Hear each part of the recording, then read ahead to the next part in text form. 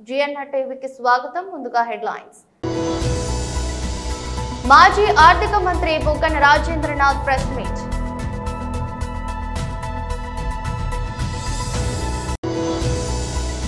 మాజీ ఎమ్మెల్యే మరియు బీజేపీ రాష్ట్ర ఉపాధ్యక్షుడు ఎన్వీఎస్ఎస్ ప్రభాకర్ మీడియాతో మాట్లాడుతున్నారు. బీఆర్ఎస్ రజతోత్సవ సభ ప్రాంగణాన్ని పరిశీలిస్తున్న వర్కింగ్ ప్రెసిడెంట్ కేటీఆర్.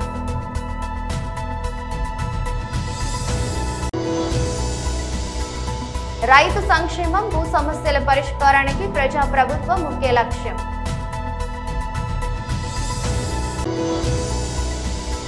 ఇండియాలో పాకిస్తాన్ ప్రభుత్వ అధికారిక ట్విట్టర్ అకౌంట్ నిలిపివేత. మాజీ ఆర్థిక మంత్రి బుగ్గన రాజేంద్రనాథ్ ప్రెస్ మీట్ నిర్వహించారు. వాళ్ళు పాలనలోకి రావడం జరిగింది. మరి ఒక సంవత్సరం అయింది. అప్పు పరిస్థితి ఏమి, సంపద పరిస్థితి ఏమి, ప్రజల పరిస్థితి ఏమనేది ప్రతిపక్షానికి మాకు బాధ్యత కదా, ప్రజల తరఫున అసెస్ చేసి ప్రభుత్వాన్ని ఎక్కడ మీరు పొరపాటు చేస్తున్నారు అని చెప్పాల్సిన బాధ్యత ఉంది. కాబట్టి ఈరోజు వైఎస్ఆర్ కాంగ్రెస్ పార్టీ తరఫున ఇక్కడ ప్రభుత్వానికి వివిధ విషయాలు ప్రజలకు కూడా తెలియజేయడం జరుగుతూ ఉంది. అప్పు విషయానికి వస్తే అసలు ఒకరేమో 14 లక్షల కోట్లన్రి, ఒకరేమో 13 లక్షల కోట్లన్రి, ఒకరేమో 12 లక్షల కోట్లన్రి. ఎవరి నోటికి ఏదొస్తే అది. మా పక్క ఏమంటుండదు తెలిసిన, రాయలసీమలో మట్కా నంబర్లు అంటున్నారు. ప్రజలు ఎన్నికలప్పుడు ఇది ఏమో అని అనుకున్నారు. ఇప్పుడు అందరూ కూడా గమనించుకున్న తర్వాత, ఎందుకంటే ప్రభుత్వంలో ఉన్న ఎవరైతే బాధ్యత గల మనుషులో వాళ్ళే చెప్తున్నారనమాట ఏది ఎంత అనేది. ఏం సార్ ఇది మట్కా నంబర్ల మాది చెప్తున్నారు, ఇంత అన్యాయంగా అని చెప్పి ప్రజలు అంటున్నారు. ఈరోజు ఇప్పుడు ఒక వ్యక్తికి జీవితకాలం అంతా అబద్ధాలు చెప్పొచ్చు, అవాస్తవాలు చెప్పొచ్చు, అందరికీ ఒక్కసారి చెప్పొచ్చు. అందరికీ జీవితకాలం అంతా చెప్పలేము కదా. ఈరోజు ప్రజలందరూ కూడా గమనిస్తూ ఉన్నాం. వాస్తవానికి ఏమి, రాష్ట్రము పునర్వ్యవస్థీకరణ జరిగినప్పుడు, ఆంధ్ర రాష్ట్రం ఏర్పడినప్పుడు, విభజన జరిగినప్పుడు 1,00,000 ఇంచుమించు 1,40,000 కోట్లు అప్పు ఉండగా 2014 నుంచి 19 అప్పటి కూటమి ప్రభుత్వము, పాత కూటమి, వాళ్ళు ఎంత చేసినారు అప్పు? 2,50,000 కోట్లు దానికి కలిపినారు. అంటే ఏ శాతంలో పెరిగినారు? సంవత్సరం మీద సంవత్సరం ఇంచుమించు 22.5%. అంటే సంవత్సరం మీద సంవత్సరం 22.5% పెరిగింది. మార్చు 2024 నాటికి తీసుకుంటే, అంటే 2019 నుంచి 2024 వరకు వైఎస్ఆర్ కాంగ్రెస్ పార్టీ ప్రభుత్వం దిగిపోయే నాటికి 5 సంవత్సరాలు ఎంత అప్పు చేసిండేది? కేవలం 3,32,500 కోట్లు మాత్రమే. 3,32,500 కోట్లు మాత్రమే. అంటే ఏ శాతంలో? సంవత్సరం మీద సంవత్సరం 13.5% మాత్రమే పెరిగిండేది. అంటే పాత కూటమి 2014-19 పాత కూటమి 22.5% పెరిగితే అప్పు సంవత్సరం మీద సంవత్సరము, వైఎస్ఆర్ కాంగ్రెస్ పార్టీ ప్రభుత్వం మాత్రము 13.5% పెరిగినది. ఏది? కోవిడ్ కలుపుకొని. కోవిడ్ వలన విపరీతమైన ఖర్చులు, విపరీతమైన రాబడి తగ్గిపోవడము, అతలాకుతలమైన పరిస్థితులు కూడా అంతే జరిగిండేది. కానీ అప్పు అప్పు అప్పు అప్పు అని చెప్తారు. ఇది కాక సంపద సృష్టి అంటారు. పోనీ అనుభవం కదా అని అందరూ అనుకున్నారు. ఈరోజు సంపద సృష్టి చూసినట్లయితే ఒక దాదాపు మాజీ ఎమ్మెల్యే మరియు బీజేపీ రాష్ట్ర ఉపాధ్యక్షుడు శ్రీ ఎన్వీఎస్ఎస్ ప్రభాకర్ మీడియాతో మాట్లాడుతున్నారు. కుదిపివేసి పర్యాటకులపై పాశవిక పైశాచిక దాడితో మరీ ఎంచుకుని కొట్టినట్టుగా ఆ యొక్క దాడి స్పష్టంగా కనబడ్డది. యావత్ భారతదేశం అంతా కూడా ఈ సంఘటనని ఖండిస్తోంది. తర్వాత స్పందించి రకరకాలుగా నిరసనలు తెలియజేస్తూ భారత్ మరింత కటువుగా వ్యవహరించాలని చెప్పని కోరుతున్నటువంటి తరుణంలో కేంద్ర ప్రభుత్వం ప్రాథమికంగా కొన్ని కఠిన నిర్ణయాలు ప్రకటించినటువంటి విషయాన్ని మనం చూసాం. తప్పకుండా దీనికి మూల్యం ఈ ఉగ్రవాదాన్ని ప్రేరేపించిన సంస్థలు, వ్యక్తులు, పొరుగున్నటువంటి దేశాలు తప్పక చెల్లించవలసి వస్తుందని చెప్పని కూడా భారత ప్రజలందరూ కూడా భావిస్తున్నారు. ఇక పోతే హైదరాబాద్ మహానగరంలో ఎన్నో సందర్భాల్లో సంఘటనలు జరిగిన తర్వాత కళ్ళు తెరవటం కాకుండా ముందుగానే ఈరోజు ఒక సంఘటన నిన్న అక్కడ జరిగింది కాబట్టి పాత నగరంలో ఇప్పటికే వీసా గడువులు తీరి ఇంకా నివాసం ఉంటున్నటువంటి అక్రమ వలసదారులు, బంగ్లాదేశ్ నేషనల్స్, పాకిస్తాన్ నేషనల్స్, దాంతోపాటు టూరిస్టు మీదుగా వచ్చినటువంటి వ్యక్తులు, గడువు తీరినటువంటి యొక్క పౌరులు కూడా ఉంటున్నారన్నటువంటి సమాచారం చాలా సందర్భాల్లో పత్రికల్లో కూడా వచ్చాయి. కాబట్టి రాష్ట్ర ప్రభుత్వం, రాష్ట్ర పోలీస్ యంత్రాంగం ఓల్డ్ సిటీలో ఈ రకంగా ఉంటున్నటువంటి వ్యక్తులని డిపోర్ట్ చేయాలి, తరిమివేయాలి, వెళ్ళగొట్టాలని చెప్పని భారతీయ జనతా పార్టీ డిమాండ్ చేస్తూ ఉంది. అందుకు పోలీసులకి స్వేచ్ఛ ఇవ్వవలసిన అవసరం కూడా ఉందని చెప్పని బీజేపీ డిమాండ్ చేస్తూ ఉన్నది. ముఖ్యంగా హైదరాబాద్ బీఆర్ఎస్ రజతోత్సవ సభ ప్రాంగణాన్ని పరిశీలిస్తున్న వర్కింగ్ ప్రెసిడెంట్ కేటీఆర్.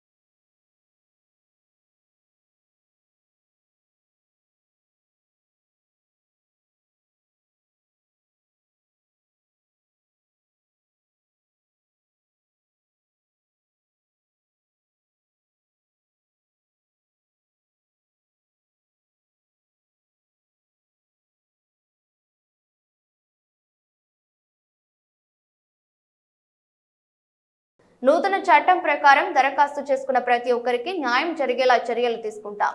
తెలంగాణ రాష్ట్ర ప్రభుత్వం అత్యంత ప్రతిష్టాత్మకంగా చేపట్టిన భూభారతి చట్టం 2025 అవగాహన సదస్సులో మహబూబాబాద్ శాసనసభ్యులు డాక్టర్ బూక్యా మురళీ నాయక్ తెలంగాణ రాష్ట్ర ప్రభుత్వం అత్యంత ప్రతిష్టాత్మకంగా చేపట్టిన భూభారతి చట్టం 2025 అవగాహన సదస్సు మంగళవారం భూపతిపేట గ్రామ రైతు వేదికలో మహబూబాబాద్ శాసనసభ్యులు డాక్టర్ బూక్యా మురళీ నాయక్, జిల్లా collector and magistrate Advait Kumar Singh, అదనపు collector K Veerabrahmachari, revenue divisional అధికారి కృష్ణవేణి తదితరులు హాజరై తెలంగాణ గీతం ఆలపించి పీపీటీ చదివి వినిపించి రైతులకు భూభారతి కొత్త ROR చట్టం 2025పై అవగాహన కల్పించారు.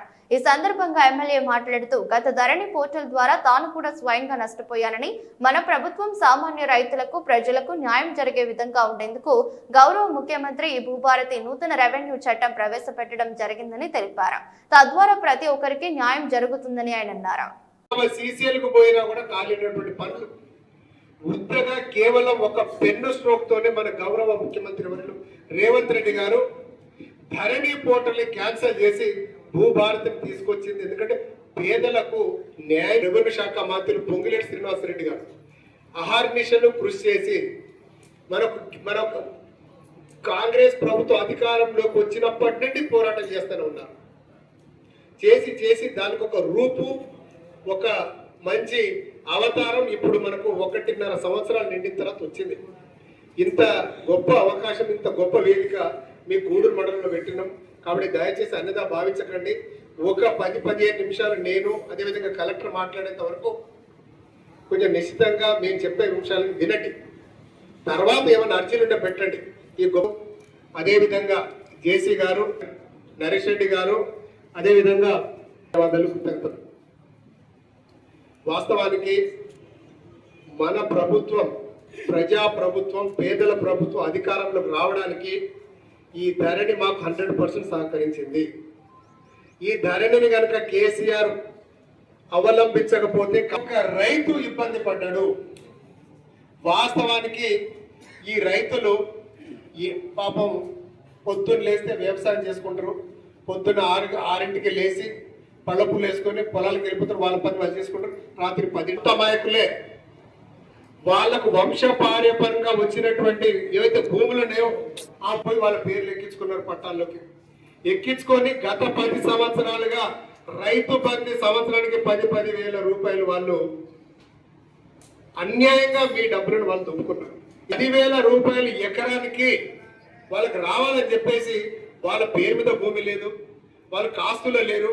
కానీ అడ్డగోలుగా వాళ్ళు ఏదో మన సాదా బైనామా పేరుతోటి అధికారులు పట్టుకున్నారు, వాళ్ళకి మేమే చేసారు, దాని రికార్డులకు ఎక్కించుకున్నారు. ప్రతి సంవత్సరం వాళ్ళకి రెండు పంటలకు ఆ 10,000 రూపాయలు మన రైతు బంధు వచ్చింది. ఆ రైతు బంధు వస్తుందని ఎవరు కూడా డైరెక్ట్గా కలెక్టర్. భారత్ పాకిస్తాన్ మధ్య ఉద్రిక్తతలు తీవ్ర స్థాయికి చేరిన నేపథ్యంలో కీలక పరిణామం చోటు చేసుకుంది. పాకిస్తాన్ ప్రభుత్వ అధికారిక ఎక్స్ ఖాతాను భారత్ లో నిలిపివేశారు. జమ్మూ కాశ్మీర్ లోని పహల్గామ్ లో ఇటీవల జరిగిన ఘోర ఉగ్రదాడికి ప్రతిస్పందనగా భారత ప్రభుత్వం తీసుకుంటున్న కఠిన చర్యల్లో భాగంగా ఈ నిర్ణయం వెలువడింది.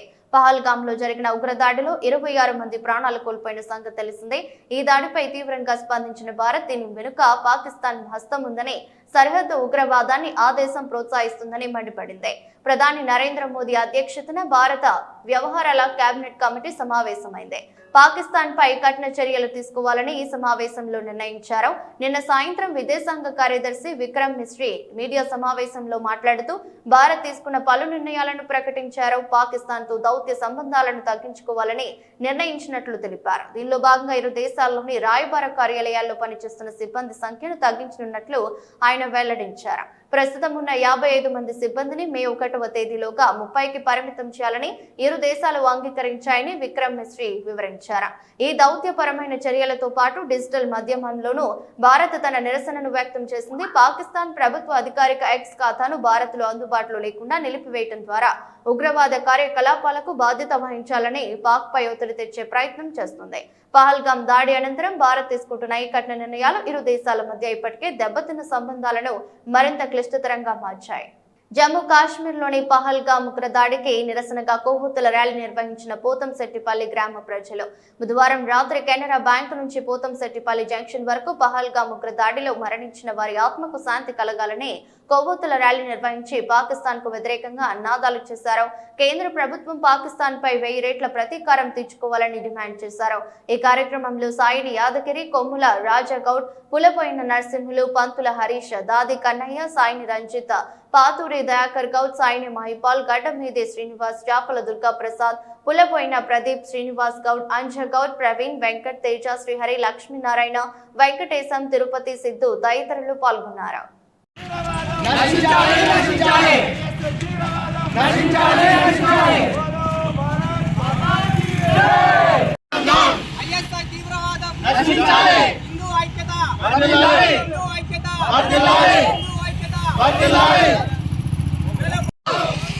भारत माता की जय। खबरदार माता की जय। जय श्री राम, जय श्री राम, जय श्री राम, जय श्री राम, जय श्री राम।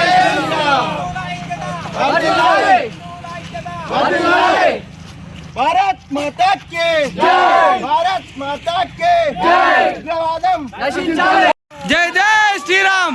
देश के गद्दारों को गोली मारो सालों को, देश के गद्दारों को गोली मारो सालों को। हिंदुల ఐక్యత, వర్ధిల్లాలి हिंदुల ఐక్యత। వర్ధిల్లాలి। जय श्री राम, जय जय श्री राम, जय श्री राम, जय जय श्री राम।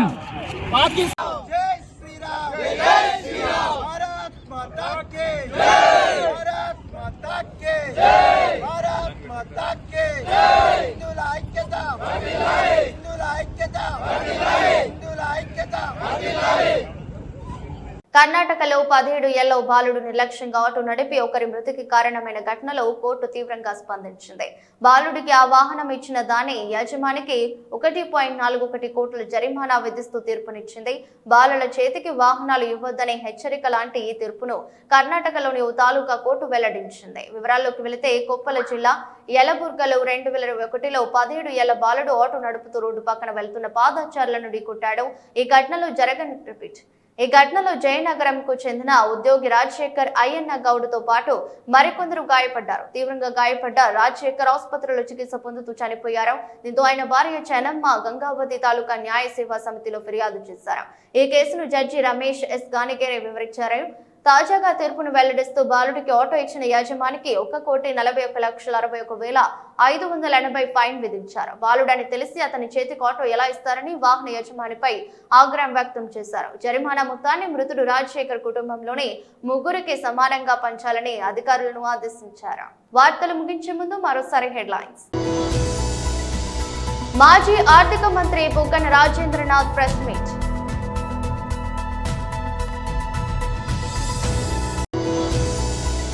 మాజీ ఎమ్మెల్యే మరియు బీజేపీ రాష్ట్ర ఉపాధ్యక్షుడు ఎన్వీఎస్ఎస్ ప్రభాకర్ మీడియాతో మాట్లాడుతున్నారు. బీఆర్ఎస్ రజతోత్సవ సభ ప్రాంగణాన్ని పరిశీలిస్తున్న వర్కింగ్ ప్రెసిడెంట్ కేటీఆర్.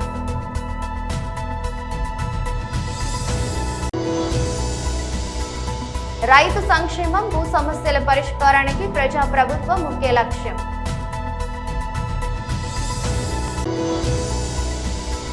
ఇండియాలో పాకిస్తాన్ ప్రభుత్వ అధికారిక ట్విట్టర్ అకౌంట్ నిలిపివేత.